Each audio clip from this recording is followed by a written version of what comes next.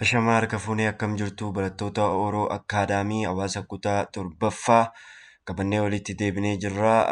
Baga dhuftan baga gara chaaneelii kanaatti nagaan dhuftan isiniin jecha.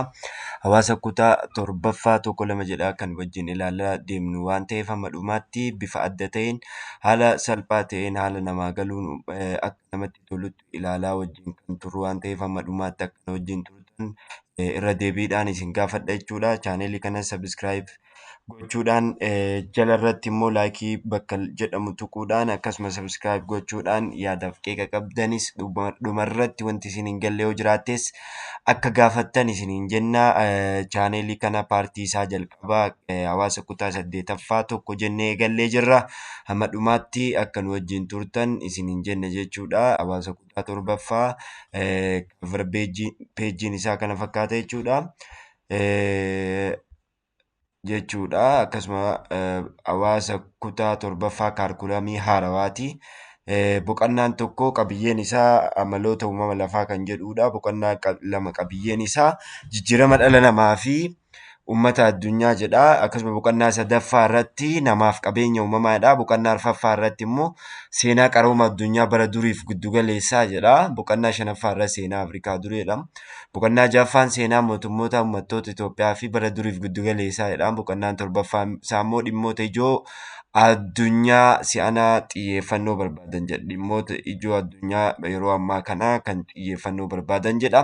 Tokko lama jennee kan ilaalaa deemnu waan ta'eef boqonnaa tokko eegalleetii jirra. Paartiin tokkoffaa isaa kana sabiskiraayib gochuudhaan akka eegaltan hiriyoota keessanis akka walitti himtanii chaaneelii kana sabiskiraayib godhanii akka sirraa qayyabatan isiniin jenna. Akkasuma hawaasa kutaa 8ffaallee kan eegallu ta'a waan ta'eef chaaneelii kana sabiskiraayib gochuudhaan wantoota garaagaraa waan hedduu kan waliin dalannutu jira. Chaaneelii kanarraa barattan waa hedduu qopheessaa waan jirruuf kanaaf akka nu wajjin taatan yaadaaf qeeqa qabdanis koomentii jalatti akka nuuf kennitan kallattimaan gara hawaasa kutaa 7ffaa boqonnaa tokkoffaa amaloota uumama lafaa jedha. Amaloota uumama lafaa. Amala jechuun haala jechuudha. Haala lafa keenya akkaataa lafti keenya kun itti uumame amalli isii maal fakkaata waan jedhamu ilaalla jechuudha. Bu'aawwan barachuu boqonnaa kana eega barattee booddee bu'aan ati argattu maali waan jedhamu as bira barreeffamee jira. Seensa irratti maal jedhaa barnoota saayinsii naannoo kutaa 5ffaa fi 6ffaa keessatti waa'ee argamaa fi qubannaa uummataa naannoo Oromiyaa fi bal'ina lafaa barattee jirta. Maali? Waa'ee argamaa fi qabannaa uummata naannoo Oromiyaa fi Itoophiyaa bal'ina lafaa barattee jirta. Boqonnaa kana keessa immoo qabxiileen gurguddoo argaman uumama sirna biiftuu, uumama lafaa, qaamolee sirna biiftuu, pilaaneetota akkasumas caasaalee qaamaa irra lafaa fi keessa lafaa, caasaalee qaamaa kanneen akka irra lafaa, keessa lafaa akkasuma immoo handhuura lafaa, kattaalee fi faca'insa kattaalee Itoophiyaa akkasumas faayidaalee kattaaleen qabu, kattaaleen diinagdee Itoophiyaa keessatti qabu boqonnaa kana jalatti kan barattu ta'a jechuudha. Kanaaf xiyyeeffannoon akka na wajjin turtu siin jedha jechuudha. Tokko qabxii tokko irratti uumama sirna biiftuu waan jedhamu ilaallaa jechuudha. Uumama sirna biiftuu. Gaaffilee shaakalaa kana shaakalaaf akka isinii tolutti kitaaba harka yeroo qabdan kitaaba dubbisaatii dalagaa isiniin jedha. Kallattimaan kan itti seennu ta'a jechuudha. Uumama sirna biiftuu. Uumama sirna biiftuu. Sirna biiftuu kan uumame akka yaada hiddama saayinsiitti jechuudha. Akka yaada saayinsiitti akka saayinsiin itti amanutti sochii gaazotaa duumessaa fi dhukkee adda addaarraa akka ta'e ni ibsa jechuudha. Akka saayinsiitti aduun keenya sirni biiftuu kun kan uumame soolaar siistem inni jennuun kun kan uumame sirni biiftuu kun sochii gaazotaa fi duumessaa fi dhukkee adda addaarraa sochii gaazota garaagaraa akkasuma duumessaa fi dhukkee adda addaarraa akka ta'e ni ibsa. Adeemsa sochii kana keessatti qaamni gara alaa jiran pilaaneetiitti kan geeddaraman yoo ta'u, qaamni gara alaa jiran gara pilaanetootaatti kan geeddaraman yookaan jijjiiraman yommuu ta'u, qaamni gara keessaa rukkina cimaa qabu gara biiftuutti jijjiiramee jechuudha. Aduun sirni soolaar siistem jennuun kun soolaar siistem sirni biiftuu kun gaazotaa fi sochii gaazotaa fi dhukkeewwan garaagaraa duumessawwan garaagaraa irraa uumame jenne.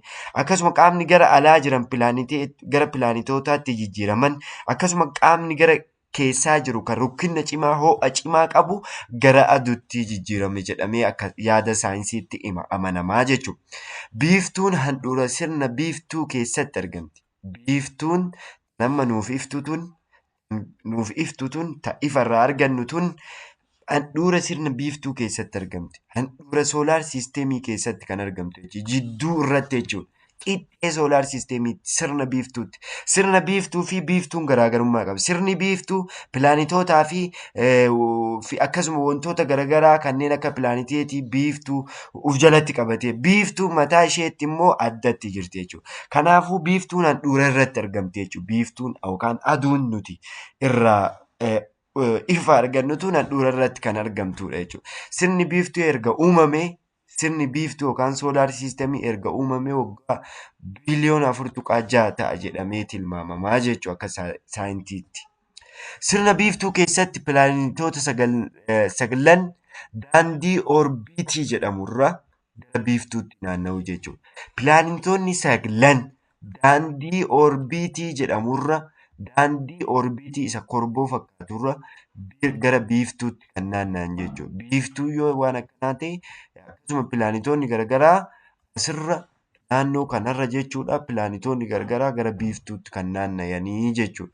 Kanaaf biiftuun akkasuma jidduu irrattis kan argamtudha jechuudha.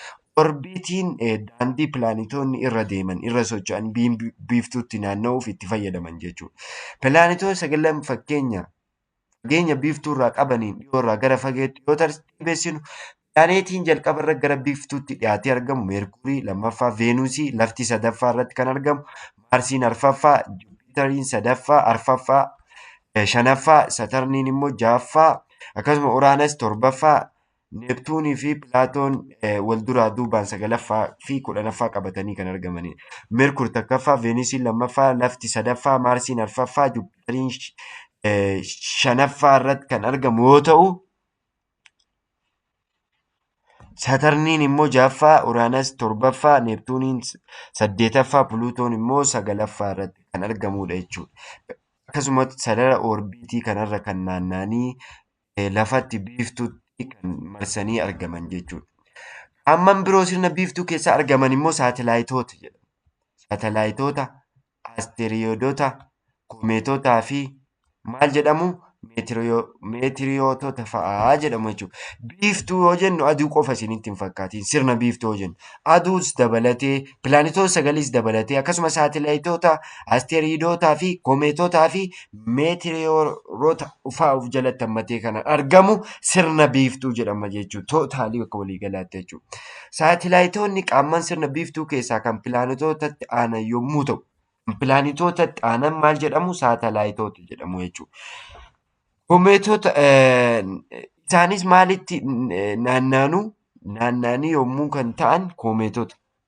Sirna biiftuutti kan naanna'an yommuu ta'an komeetota, asteroidootaa fi akkasuma meetiroononni qaamaan sirnicha keessatti biiftuutti kan naanna'anidha jechuudha. Isaan kunniinis komeetota, asteroidoota, meetiriyootota kan jennu akkuma pilaaneetiin lafarra pilaanetonni keenya aduurra naanna'an gara biiftuutti kan naanna'anii yookaan biiftuu irra kan naanna'anidha jechuudha. Isaan kunniinis sirna biiftuu jalatti kan argamanidha jechuudha. As bira akkuma argaa jirtanii biiftuun naannoo kanatti kan argamtu jechuudha. Sararri kun sarara oorbiitii isa jalqabaa yommuu ta'u, inni kun immoo sarara oorbiitii lammaffaadha. Kun immoo sadaffaadha. Sadaffaarra lafti argamte jennee jirra. Kun immoo isa arfaffaati jechuudha. Isa arfaffaa kan jennuun kan maarsiin irratti argamtu fageenya biiftuurraa qabduun jechuudha. Lafti sadaffaa irratti argamti. Veenuusiin meerkuriin immoo hundaarra fi lafatti kan dhiyaattee jirtudha jechuudha. Sararri kunniin maal jedhama? Oorbiitii jedhama jechuudha. Pilaaneetiin guddichi maal jedhama? Jupiterii isa jennuun kana jechuudha. Jupitariin akkuma aaneen tartiiba tartiibaan kan jiru jechuudha. Uraanasiin jira, akkasuma Neeptuunoon jira, as bira immoo Piluutoon jira jechuudha. Piluutoon isa dhumaati. Meerkurii isa lammaffaadha. Lafti keenya sadaffaa irratti argamti. Qaamaan guddina qaamaatiin saayiziidhaan Jupiterii pilaanetoonni Jupiterii kan tokkollee hin jiru jechuudha. Isaan asitti argitan kunniin waan akka astiroidoota, koomeetota kan jedhaman jechuudha. Isaan qaaman sirna biiftuu keessatti argamanii jechuudha. Kana fakkaata asirratti maal jedhaa? Biiftuu kan ilaallu ta'a. Aduu jechuudha. Biiftuu aduu gubbaarraa nuuf iftu tana kan ilaallu ta'a jechuudha. Biiftuun qaamolee sirna biiftuu keessaa bu'a qabeessa kan taatedha. Bu'a qabeessa. Sababni isaatis ho'aa fi maal kan waan kennituuf ho'aa fi ifa aduurraa waan argannuuf jechuudha. Lafti lafaa mataa isheetii ho'a mataa ishee waan hin qabneef ifa mataa ishee waan hin qabneef ho'aa fi ifa lafarraa lafti keenya maalirraa argamti?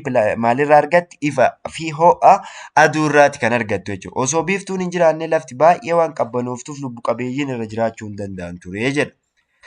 Biiftuun sirna biiftuu keessaa qaama baay'ee guddoodha. Kunis parsentii 99.8 kan ta'u parsentii 99 dhibba keessaa kan ta'u soolaar siisteemii keessa waan argaman keessaa biiftuun hammaan guddoodha jechuudha. Achi keessaa pilaanetoonni, asteroidootni fi koomeetotni akkasumas saatalaayitoonni parsentii takkattiidhaa gadi kan uwwisanii argaman jechuudha. Biiftuun urjiilee jiran keessaa lafatti baay'ee kan dhiyaattudha jechuudha. Biiftuun akkasuma biiftuun urjiileedha. Qaama urjiitii biiftuun urjiidha.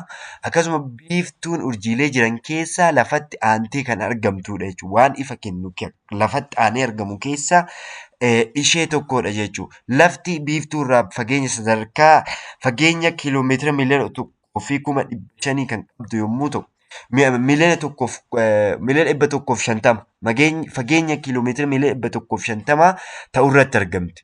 Urjiin fageenya lafaa sadarkaa lammaffaatti argamtu immoo fageenyaan urjiin akka aduutti iftu jechuudha.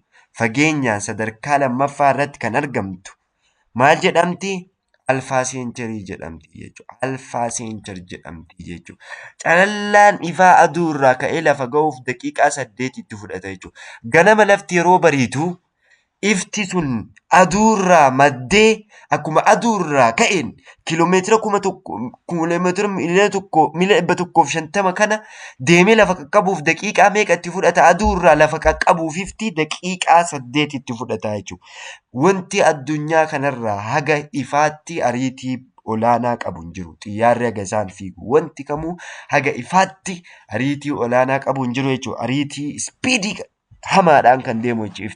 Kiiloomeetira miliyoona 150 kana daqiiqaa 8 keessatti itti fudhata jechuudha. Lafa qaqqabuuf ifti jechuudha. Biiftuun qaama gara alaa ishiitiin ho'a digirii seelsheesii meeqa? 6,000 kan maddisiiftu qaama gara alaa ishiitiin jechuudha. Maddisiiftu gara keessaatiin immoo 13,000 digirii seelsheesii maddisiiftii jechuudha. Kana jechuun aduun tuni duddaan nu garagalteetti malee oduu gara keessaatiin kan nu deebitee jiraattee silaa wanti lafa kanarra jiru hundi baqee kan dhumatu ta'a jechuudha. Garri caalu gara gubbaatti garaadhaan gara gubbaa ol deebiteetti nutti garagaltee dudda garagaltee jirti jechuudha. Waaltaa harkanii urjiileen baay'een ni mul'atu. Urjiin baay'een kan ifa qaban yeroo halkanii mul'atu. Garuu guyyaa guyyaan mul'atan. Kunis kan ta'eef urjiileen biroo biiftuun lafatti dhiyaattee kan argamtu waan ta'eef urjii biroo caalaa akkasuma ho'a akkasuma immoo urjii biroo caalaa ifa kan kennitu aduu waan ta'eef aduunillee urjiidha jenneerra. Hin ifti. Ifa kenniti. Garuu urjiin biraa haga aduu kan iftu hin jiru jechuudha. Aduunis qaama urjii keessaa tokko akkasumas ifa mataa ishee kan qabdudha. Akkasuma ifallee lafaaf kan kennitu pilaanetoota birootiif illee kan kennitu lafatti illee kan dhiyaattee argamtudha. Garuu urjiileen biroos hin jiru. Kan akka alfaa seencharii jennee jira. Urjiileen akkasiis jiru. Garuu urjiileen akkasii ifa haga aduu hin qaban jechuudha. Akkasuma lafatti illee waan dhiyaatanii hin argamneef ifa maddisiisanii haga aduudha jechuudha. Kanaafuu yeroo tokkotu halkan yoo baatanii gara samii ol laaltan urjiilee garaagaraa ni argitu jechuudha. Qabiyyeedhaanillee, bocaanillee, hammaanillee, saayiziidhaanillee lafa aduu hin gahan jechuudha. Urjiilee xixiqqoon argitanii jechuudha. Urjiileen sunniinis akkuma aduuti jechuudha. Amma immoo kanuma fakkaataa pilaanetoota kan laallu jechuudha. Pilaanetoonni meeqa jira jennee? Pilaanetoota 9tu jira jennee. Pilaanetoonni qaamman sirna biiftuu keessatti naanna'anidha. Qaamman sirna biiftuu keessatti naanna'an kan akka lafaa, Juupiter, Saturn, Meerkur, Veenus kan jennuun pilaanetoota jedhama. Isaanis 9 jechuudha lakkoofsaan. Biiftuutti kan naanna'an maalirra naanna'an? Orbiitii irra kan naanna'anii jechuudha. Pilaanetoonni hundinuu biiftuu irraa fageenya adda addaa irra kan jiranidha. Fakkeenyaaf tokkoffaa irra kan argamu maalidha inniif? Meerkurii. Dhumaffaa irratti Veenuusidha jenneeti ilaallee jirra. Lafti meeqaffaa irratti? Sadaffaa irra kan argamtu jedhu. Pilaanetoonni hundinuu biiftuu irraa fageenya adda addaa irra jiran orbiitii mataa ofii qabu. Orbiitiin daandii yaada boca killee qabuu fi kan pilaanetoonni irra biiftuutti naanna'an karaa jechuudha. Karaa sarara mataa isaanii jechuudha. Ka biiftuutti irra maran jechuudha. Irra biiftuutti naanna'an sararri sun maal jedhama? Orbiitii jedhama. Orbiitii mataa isaanii qabu jechuudha. Orbiitii tokko tokkoon qabu hundi isaanii jechuudha. Sagallanuu pilaanetoonni sagallanuu orbiitii mataa isaanii mataa mataatti qabu jechuudha. Biiftuun humna harkisaa qabduun pilaanetoota gara ofiitti harkifti. Akka sarara isaanii gadi hin dhiifne ofitti harkistee qabdi jechuudha. Sarara gadhiisanii akka sarara keessaan baane orbiitii kana gadhiisanii gara biraa akka hin lixne biiftuun humna harkisa mataa ishee waan qabduuf isa kanniin pilaanetoota kanniin ofitti harkiftee kan qabdudha jechuudha. Humni harkisaa biiftuu kun humna gara keessaa yookaan humna maal jedhama? Seentipeetaalii jedhama jechuudha. Seentipeetaalii jedhama. Humni harkisa biiftuudha maal jedhama yoo isiniin jedhan humni harkisa biiftuudha ka harkisni isheedhaa pilaanetoota ofitti harkistee sarara isaanii akka gadi hin dhiifne akkasuma orbiitii isaanii irratti sarara isaanii eeggatanii akka socho'an kan taasisu humni kun maal jedhama? Seentipeetaalii jedhama. Humna gara keessaa pilaanetoota harkisuu jechuudha.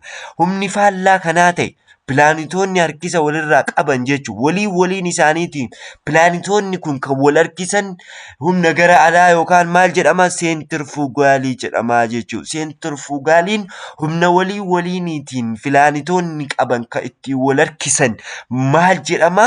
Seentirfugaalii yookaan humna gara alaa jedhama jechuudha. Humnoonni kunniin lamaan humnoota walqixaa fi faallaa walii yommuu ta'an pilaanetoonni akka orbiitii isaanii gadi hin dhiisin biiftuutti naanna'an taasisaa jechuudha. Pilaanetoonni orbiitii yookaan sarara irra deeman karaa isaanii osoo gadi hin dhiisin akka orbiitii isaanii sarara isaanii eeggatanii boca isaanii madaala isaanii eeggatanii biiftuutti naanna'an kan taasisu humna kanniin lamaan jechuudha. Humni jalqabaa ka biiftuun qabdu seentipeetaalii jedhama.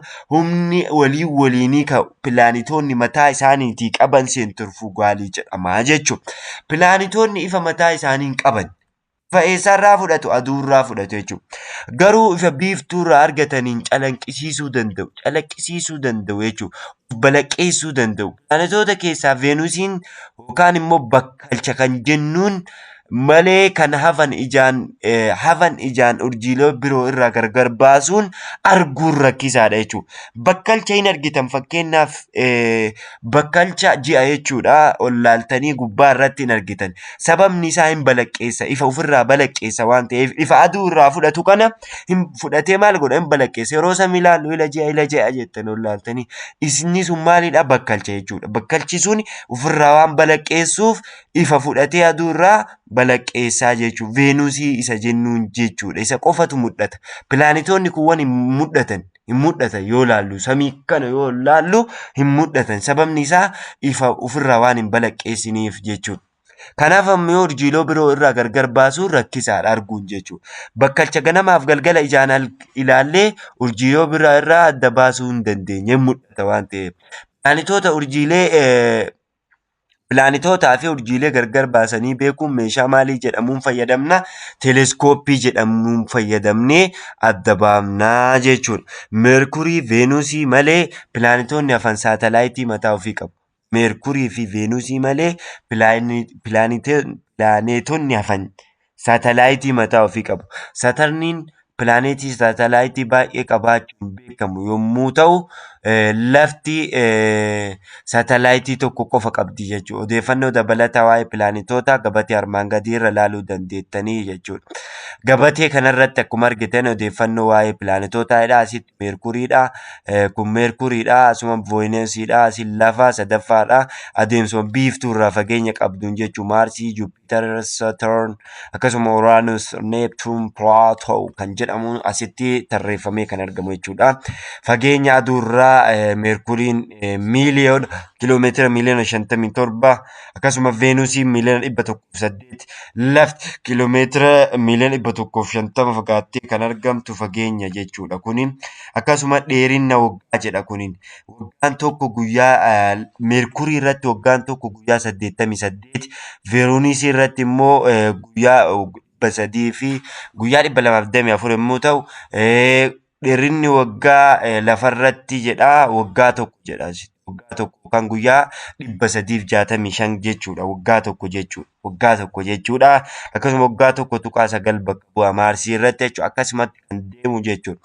Immoo asitti yeroo maraammartoo jechuudha. Lafti tokko ofirra naanna'uudhaaf guyyaa tokko keessatti ofirra naanna'uudhaaf lafti al tokko ofirra naanna'uudhaaf daqiiqaa 20 sa'aatii 24 fi daqiiqaa 56 yookaan sa'aatii 24 itti fudhata jechuudha. Guyyaa tokko lafti ofirra naanna'uudhaaf jechuudha. Akkasuma immoo yeroon itti meerkuriin takka yeroo tokko ofirra naanna'uuf sa'aatii 59 itti fudhata jechuudha. Akkasuma veenusiin ofirra naanna'uuf guyyaa 243 itti fudhata. Akkasuma Juupiteriin ofirra marmaruudhaaf al tokko ofirra maruudhaaf sa'aatii 9 fi daqiiqaa 50 itti fudhata. Akkasitti kan itti fufu jechuudha. Kuwwanis akkasuma rukkina jedha. Rukkinni giraamarra seentimeetir kiyuubiidhaan meerkuriin 5.3 yoo ta'u akkasuma veenusiin immoo 5.2 yoo ta'u lafti immoo 5.3 itti fufa. Daayimeetirii mudhiidhaa kana kanaan itti fufa hanga sadhaatawaadha. Kunis tartiiba isaa qabatee kan itti fufu jechuudha. Baay'ina ji'aa immoo akkanumatti baay'inni ji'aa kan itti fufu jechuudha. Qilleensa atoomosferii irratti kan irraa jireessan jechuudha. Gosa qilleensaa achirratti argamu jechuudha. Kun tempireechara guddaadha. Tempireecharri guddaan akkasuma meerkurii irratti argamu 430 digirii seelsiyees yoo ta'u lafarratti immoo 60 digirii seelsiyeesiidha. Kana fakkaata. Amma immoo kallattimaan gabatee kana odeeffannoo dabalataa yoo barbaadan sirriitti dubbisaa isiniin jedha. Baay'ee salphaadha. Baay'ee tokko salphaadha. Uumama lafaa jedha. Uumama lafaa haalli lafti keenyatti uumame haa ilaallu. Dura akkaataa sirni soolaarii itti uumame ilaallee jirra.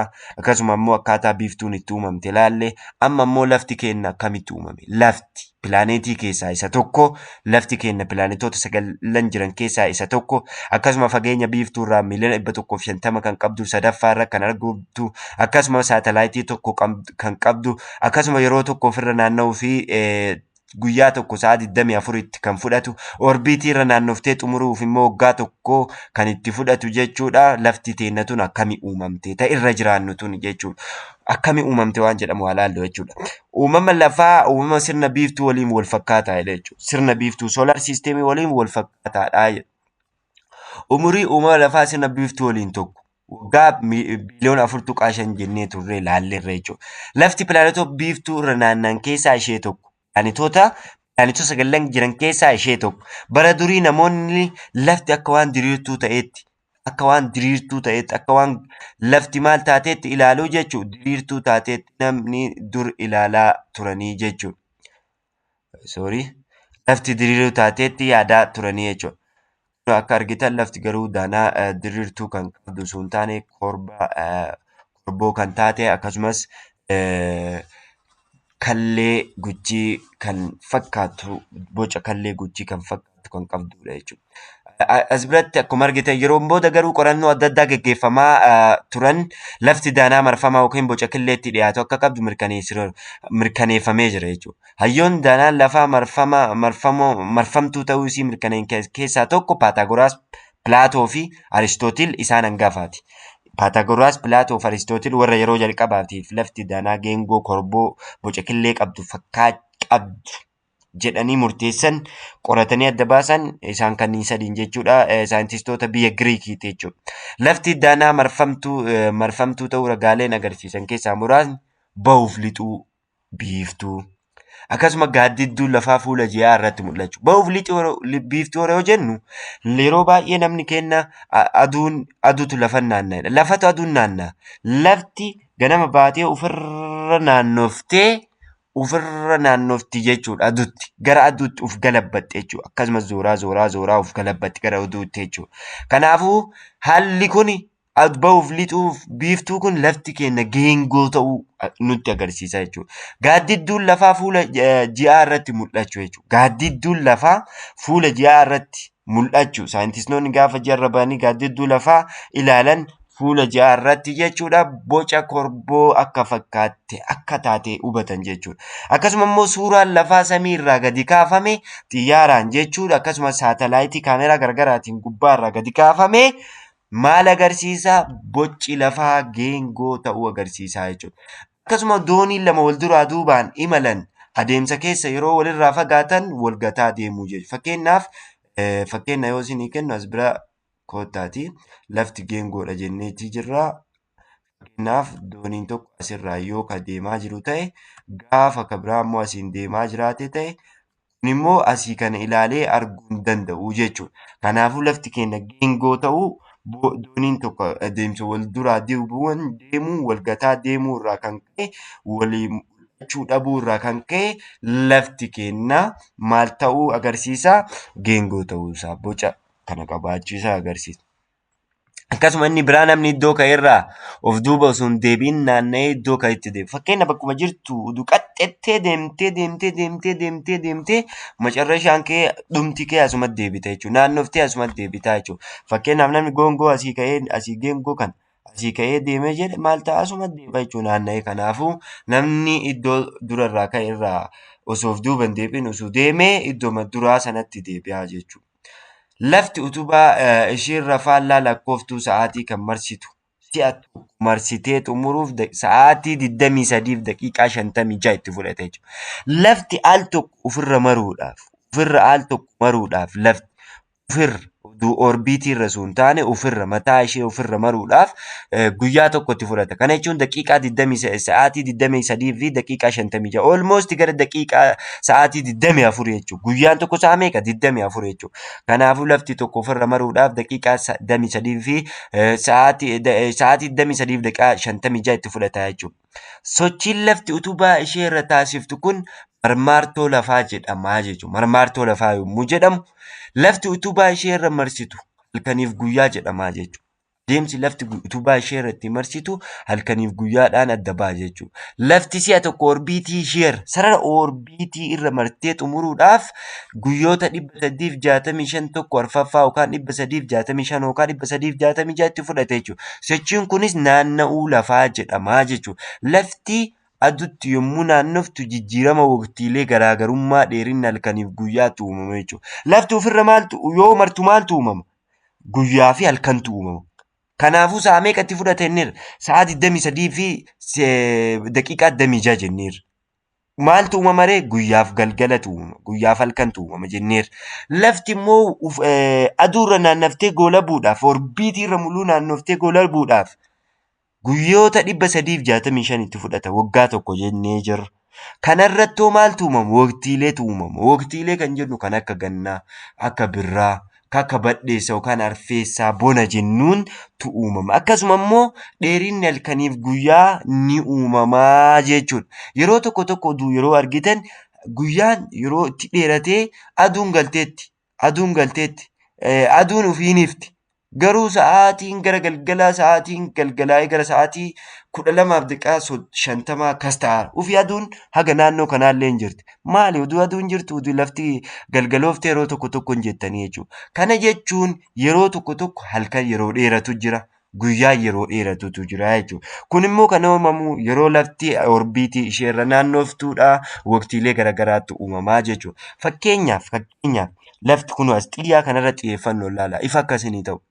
Lafti ofirra naanna'u kan jedhamu yoo akkanatti ofirra akkana zoortu jechuudha. Ofirra yoo zoortu jechuudha. Kun immoo aduudha. Ifti aduurraa maddu kun xiyyeeffannoo naa kennaa.